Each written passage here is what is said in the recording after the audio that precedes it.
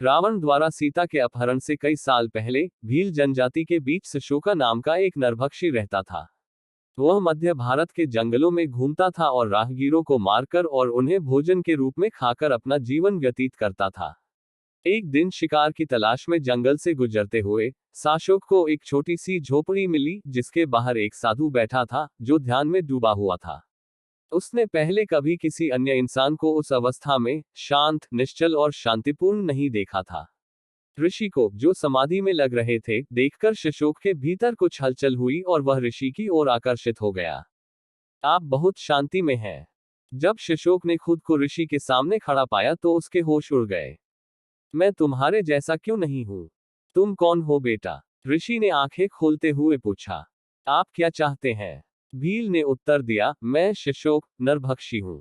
मैं खाने के लिए लोगों को मारता हूं और भूनता हूं। लोग मुझसे डरते हैं और मुझे इससे खुशी मिलती है। लेकिन आप दुनिया के साथ इतनी शांति में हैं। मैं चाहूंगा कि आप मुझे पसंद करें। ऋषि मुस्कुराए। मुझे खुशी है कि तुम्हें अपने कर्मों पर पश्चाताप है, लेकिन आप जो मांगते हैं वह आपको नहीं मिल सकता, कम से कम तुरंत नहीं। ऐसी शांति पाने के लिए मुझे क्या करना चाहिए, ताकि लोग डर कर मुझसे दूर भागने के बजाय मुझसे प्यार करें? ऋषि ने उत्तर दिया, अपना जीवन तपस्या और प्रार्थना में जियो। मैं इसके लिए जो कुछ भी करना होगा करने को तैयार हूं। शशोक घुटनों के बल गिर पड़ा। मैं अब इस तरह नहीं जीना चाहता, वह सिसकने लगा। अच्छा आदमी, ऋषि ने शशोक को ऊपर उठाते हुए कहा, तुम्हारा समय भी आएगा। अपना जीवन तपस्या में जियो और अपने अगले जन्म में तुम लंका में एक पेड़ के रूप में जन्म लोगे, जहां राम की अपहृत पत्नी सीता तुम्हारी छाया में शरण लेंगी।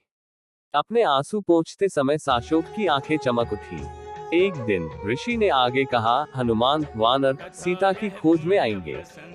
जब वह अपनी पत्नी को राम का संदेश सुनाएगा तो वह आपकी शाखाओं पर बैठेगा। उनकी बातें सुनकर सीता की पीड़ा और दैख दूर हो जाएंगे। उस क्षण तुम्हारे पाप भी धुल जाएंगे और तुम्हारा दैख हमेशा के लिए दूर हो जाएगा। शशोक ने ऋषि के सामने सिर झुकाया। मैं उस दिन का बेसब्री से इंतजार करता हूँ, उसने कहा। और ऋषि ने घोषणा की, तुम्हें अशोक के नाम से जाना जाएगा, वह पेड़ जो दैख को दूर करता है।